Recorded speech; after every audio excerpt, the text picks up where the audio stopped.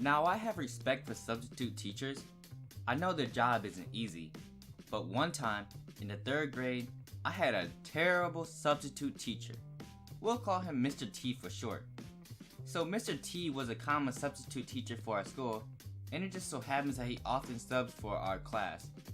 Now our regular teacher was more like our substitute that year because she came to school less than 1 time a week. I'm not even exaggerating. Now apparently she injured herself, so I won't say that she was skipping school just to skip. All I'm gonna say is she injured herself the previous year, this particular year, and the next year. So Mr. T often substituted our class that year, so much so that he even made his own lesson plans. This one particular assignment I remember him giving us was to write a paper on the city of Detroit. That's all, simple enough. So I'm writing and a few people turn their paper in. Now I'm not one to rush my assignments, even when people start getting up to turn their assignments in, especially because of what he does next. Mr. T thought it was a good idea to read our papers to the class as we turned them in.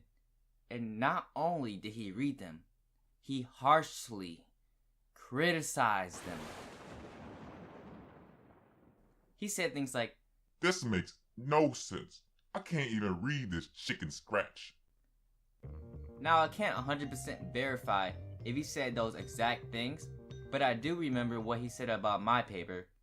Mr. T gets my paper, and a few minutes later, he starts to read it. Downtown Detroit, the most beautiful place I've seen. Yeah, right. You must have not seen many good places in your life. I could think of many more places like Beverly Hills that is better than downtown Detroit. Aw man, here he goes. As long as he doesn't say who wrote it. By Mong Mika. The Riverwalk is one of the best places to visit in downtown Detroit. No, it's not. Haven't you seen all the litter and pop cans just everywhere? Another time Mr. T ruined the school day was Halloween. We all brought a candy to the school to share with the entire class, thinking our homeroom teacher would be there. She wasn't. By this time, I actually kind of preferred the subs, as long as it wasn't Mr. T. I show up to class and look who it is, Mr. T. I could tell he really wasn't feeling the excitement of Halloween. The whole school day goes by and he finally decides to allow us to share our candy. But here's the catch. He wanted us to come up to him and pour our entire bag of candy into a bowl he found in the classroom. After everyone was done putting their candy in the bowl, he called us up one by one to get a handful of candy from him. The worst part of it all, he didn't even mix them up. So if you were first, all you got was a handful of the last person's candy, which I would have been fine with because they were fruit roll-ups, the sour kind.